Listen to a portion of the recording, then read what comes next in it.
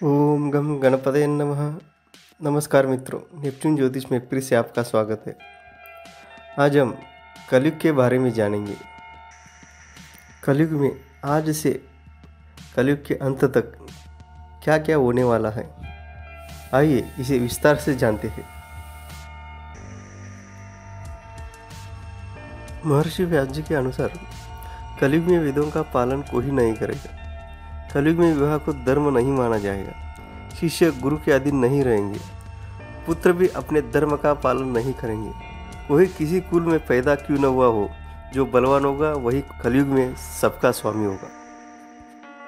कलयुग में जो भी किसी का वचन होगा वही शास्त्र माना जाएगा। सभी अपनी अपनी रुचि के अनुसार अनुष्ठान करके उसमें उपवास, परिश्रम और धन का व्यय करना धर्म कहा जाएगा। कलयुग में थोड़े से धन से मनुष्यों में बड़ा घमंड होगा। सारा धन घर बनाने में ही समाप्त हो जाएगी। इससे दान पुण्य के काम नहीं होंगे। सारा धन भोग में ही समाप्त हो जाएगा। उससे धर्म कर्म ही काम नहीं होंगे। कलयुग की स्त्रियां अपनी इच्छा के अनुसार आचरण करेंगी। आव भाव विलास में ही उनका मन लगा रहेगा। लोग एक एक पैसे के लिए दूसरों का बुरा करने से भी नहीं कतराएंगे।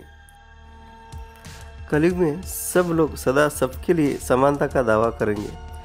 गायों के प्रति गौरव तब तक रहेगी जब तक वे दूध देती रहेंगी।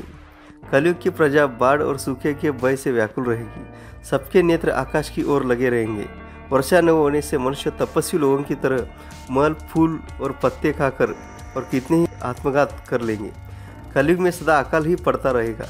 सब लोग हमेशा किसी न किसी क्लेशों से घिरे रहेंगे। सब लोग बिना स्नान करे ही भोजन करेंगे। देव पूजा, अतिथि सत्कार, श्राद्ध और तर्पण की क्रिया कोई नहीं करेगा। कलयुग की स्त्रियां लोभी, नाटी, अधिक खाने वाली और मंद भाग्य वाली होंगी। गुरुजनों और पति की आज्ञा का पालन नहीं करेंगी। अपनी ही पेट पालेंगी, क्रोध में भरी रहेंगी। देह शुद्धि की ओर ध्यान नहीं देगी और असत्य कटु वचन बोलेंगी। ब्रह्मचारी लोग वेदों में कहे गए व्रत का पालन किए बिना ही वेदाध्ययन करेंगे। गृहस्थ पुरुष न तो हवन करेंगे न ही सत्पात्र को उचित दान देंगे। वनों में रहने वाले वन के कंदमूल आदि से निर्वाह न करके ग्रामीण आहार का संग्रह करेंगे और सन्यासी भी मित्र आदि के स्नेह बंधन में बंधे रहेंगे। कलयुग आने पर राजा प्रजा की रक्षा न करके बल्कि कर यानी टैक्स के बहाने प्रजा के ही धन का अपहरण करेंगे। अधम मनुष्य संस्कारहीन होते हुए भी पाखंड का सहारा लेकर लोगों को ठगने का काम करेंगे। उस समय पाखंड की अधिकता और अधर्म की वृद्धि होने से लोगों की आयु कम होती चली जाएगी। उस समय थोड़ी सी बुद्धि वाले मनुष्य मन, वाणी और शरीर से प्रतिदिन बारंबार पाप करेंगे। उस समय कोई सच्चा ब्राह्मण कोई विरला ही होगा। कलयुग में समय चोर राजा जैसा बर्ताव करेंगे और राजा चोरों का सा बर्ताव करेंगे। सबको धन की अभिलाषा होगी। स्त्रियां 16 वर्ष की आयु के ही पहले ही माँ बन जाएगी। गौओं की संख्या घटेगी और साधुओं के स्वभाव में भी परिवर्तन होने लगेगा। कोई धर्म का पालन नहीं करेगा। भूमि बंजर होने लगेगी। पुत्र पिता के धन को उनकी आज्ञा के बिना ही हड़प लेने की चेष्टा करेंगे और इसी कारण से एक दूसरे के विरोधी बने रहेंगे।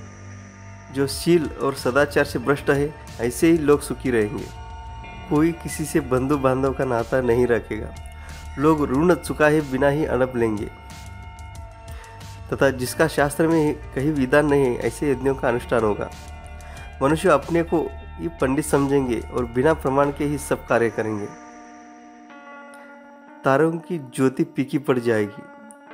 कलयुग में समय के साथ साथ मनुष्य वर्तमान पर विश्वास करने वाले, शास्त्र ज्ञान से रहित, दंभी और अज्ञानी होंगे।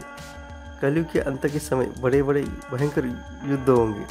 भारी वर्षा, प्रचंड आंधी और जोरों की गर्मी पड़ेगी। लोग खेती काट लेंगे, कपड़े चुरा लेंगे, पानी पीने का सामान और पेटियां भी चुरा लेंगे। कलयुग में इंसानों की उम्र बहुत कम हो जाएगी। स्त्री और पुरुष दोनों ही रोगी और थोड़ी उम्र वाले हो जाएंगे। 16 वर्ष की आयु में ही लोगों के बाल सफ़ेद हो जाएंगे और 20 वर्ष की आयु में ही वृद्ध हो जाएंगे। 5 वर्ष की उम्र में ही स्त्री गर्भवती हो जाएगी। विवाहावस्था समाप्त हो जाएगी। भगवान नारायण ने स्वयं नारद को बताया कि कलयुग में एक ऐसा समय आएगा जब सभी पुरुष स्त्रियों के अधीन होकर जीवन व्यतीत करेंगे। हर घर में पत्नी ही पति का राज करेगी। पतियों को डांट डपट सुनना पड़ेगी। पुरुषों की हालत नौकरों के समान हो जाएगी। कलयुग में एक ऐसा समय आएगा, गंगा नदी सूख जाएगी और पुनः वैकुंठ धाम लौट जाएगी। जब कलयुग के 10,000 वर्ष हो जाएंगे, तब सभी देवी देवता पृथ्वी छोड़कर अपने धाम लौट जाएंगे। मनुष्य पूजन, कर्म, व्रत, उपवास और सभी धार्मिक काम करना बंद कर देंगे। जब जमीन से अन्न उपजना बंद हो जाएगा, पेड़ों पर फल नहीं लगेंगे, धीरे धीरे सारी चीज़ें विलुप्त हो जाएगी। गाय दूध देना बंद कर देगी। कलयुग में समाज हिंसक हो जाएगा। जो लोग बलवान होंगे उनका ही राज चलेगा। मानवता नष्ट हो जाएगी। रिश्ते खत्म हो जाएंगे। एक भाई दूसरे भाई का ही शत्रु हो जाएगा। कलयुग में लोग शास्त्रों से विमुख हो जाएंगे। अनैतिक साहित्य ही लोगों की पसंद हो जाएगा। बुरी बातें और बुरी शब्दों का ही व्यवहार किया जाएगा।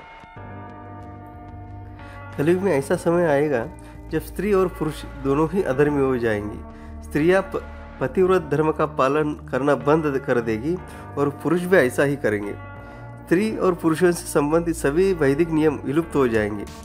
चोर और अपराधियों की संख्या इतनी अधिक बढ़ जाएगी कि आम इंसान ठीक से जीवन जी नहीं पाएगा। लोग एक दूसरे के प्रति हिंसक हो जाएंगे और सभी के मन में पाप प्रवेश करेंगे। कलयुग के अंतिम काल में भगवान विष्णु का कल्कि अवतार होगा। यह अवतार विष्णु यशा नामक ब्राह्मण के घर जन्म लेगा। भगवान कल्कि बहुत ऊंचे घोड़े पर चढ़कर अपनी विशाल तलवार से सभी अधर्मियों का नाश करेंगे। भगवान कल्कि केवल 3 दिनों में पृथ्वी से समस्त अधर्मियों का नाश कर देंगे। कलयुग में अंतिम समय में बहुत छोटी सी धारा से लगातार वर्षा होगी, जिससे चारों ओर पानी ही पानी हो जाएगा। समस्त पृथ्वी पर जल हो जाएगा और प्राणियों का अंत हो जाएगा। इसके बाद एक साथ 12 सूर्य उदय होंगे और उनके तेज से पृथ्वी सूख जाएगी।